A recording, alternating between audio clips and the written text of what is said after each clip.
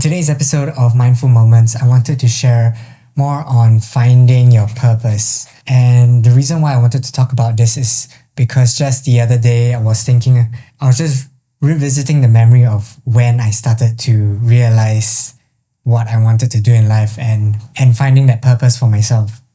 And I think if I remember correctly, the point in time where it came out to be a little bit more obvious to me was during the point when I was going through more wellness practices, which is where I started with Wim Hof method, which is a form of breath work, as well as cold plunge. And then after that, going into Vipassana for a 10-day retreat. And thinking back right now, I think why it was so profound for me to have that experience is because nowadays it's so easy to get distracted by technology, whereby if I were to feel bored doing something or a particular task and things start to get a little bit more mundane in terms of my day-to-day kind of activities, then I would find myself getting distracted by technology to get that dopamine rush for myself so that I can drown the boredom and also indirectly drowning the thoughts that may be wanting to arise at that point of time, because then it's like blocking off all those internal signals that can actually help me to discover what I want to do in life. But because in a way, my brain is thinking that, it's going to be such a burden to think about all these things right now, and it's going to be so difficult for me to achieve what I want to achieve in the long term, that is like suppressing all these thoughts with the distractions and instead wanting to just go for that dopamine rush. And growing up, we've all been mostly programmed to get a good job. And what we determine by a good job is, if you are in a traditional kind of family, especially in an Asian kind of family, the jobs that we will typically go for will be like going to be a doctor, to be a lawyer, accountant, so on and so forth. And that isn't really allowing or creating that space for us as individuals to explore and adventure into what we really want to do. I've been lucky enough to have parents who are supportive in what I want to do.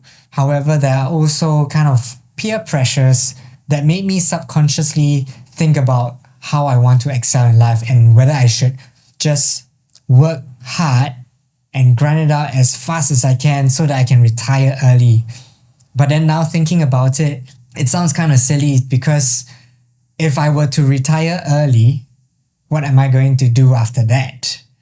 I'd rather personally find something that I enjoy doing and do that for as long as I can, because I enjoy that process, and at the same time earn a reasonable amount to continue to enjoy living. And I think with a lot of successful people sharing their stories about the hustle and bustle of life and how they have grinded out through their early years to achieve where they are, I think that's very impressive. However, on my personal take, I'm just thinking, for those amount of years that they have spent to grind it out, were they actually enjoying the process of it, or were they just going through the motions so that they can achieve what they want to achieve as fast as they can? And even if they have achieved whatever they wanted to do or set out for themselves, once they have reached that goal, what happens then? What will be the next steps? Would that be to continue chasing more? Because if that's the case, then it will be just an endless race to chasing whatever you want to achieve until you can't anymore. So I think it also comes down to finding that balance, because everybody is different. And that's where you have to find that balance for yourself and what you want to achieve, and figure out why you're doing it as well. So coming back to my point about having those wellness practices incorporated into my life, or actually just first acknowledging that I needed a wellness practice, was really essential for me to discovering what I wanted to do in life and getting closer to what I wanted to do in life, because it really put me on a spot where, for example, in the 10 days Vipassana retreat, I didn't have any access to technology. You have to undergo noble silence, so you can't really talk to anyone except for your facilitator. You meditate for about 10 to 11 hours in total a day for 10 days straight. You wake up really early, go to bed really early, and it's just very cleansing in my opinion. And it allowed me to firstly work through and allow all those thoughts that were previously suppressed to start coming up. And being in that state or in that atmosphere for 10 days allowed me to focus on acknowledging all these thoughts, working through these thoughts.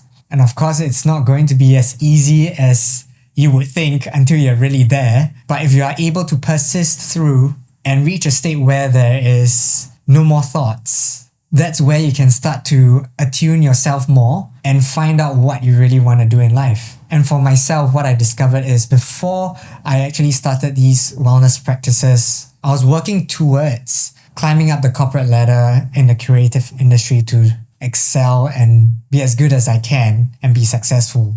However, after the wellness practices and after those retreats, I found out that I actually wanted to utilize the skill sets that I've developed from the creative industry and apply them to more of the sharings and spreading the awareness of helping others and guiding others to adopting a more balanced well-being for themselves, a healthier lifestyle where people don't have to burn themselves out just to achieve what they want to achieve, but they can find a way and an approach in terms of their mindset as well to do it in a more sustainable way and happier way without having to potentially leave a number of years at the beginning of your career just to grind it out and not really appreciate those moments.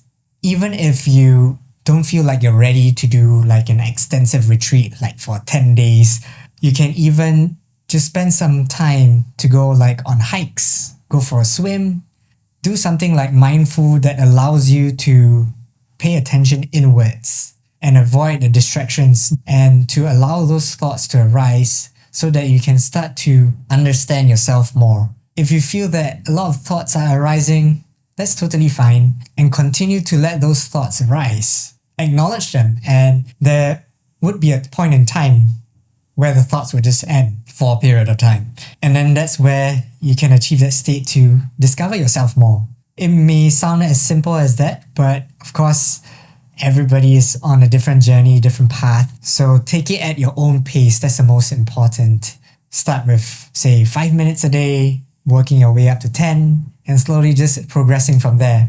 I know for me, I attempted meditation. I failed for the first 3 times. I did it for 30 days straight for about 30 minutes every day. But then it started to fade off. I decided, okay, let's try something else. And that's where I went into other modalities such as breathwork. And that happened to be very fruitful for me. And that's where I realized, okay, once I've tasted the chocolate there, maybe I can try out other forms of meditation as well to see how that works. So I went back and tried Vipassana meditation, and I just put myself in the retreat for 10 days. And that was also very insightful for myself. And after that, meditation and mindful practices have been an essential part of my day-to-day practice and routine. And that's why I wanted to share about this today, because everybody is on a different path, at a different stage. It's something that you have to figure out in terms of your own personality, your own preference of what you want to try out as well. You might enjoy doing yoga, you might be enjoying doing meditation,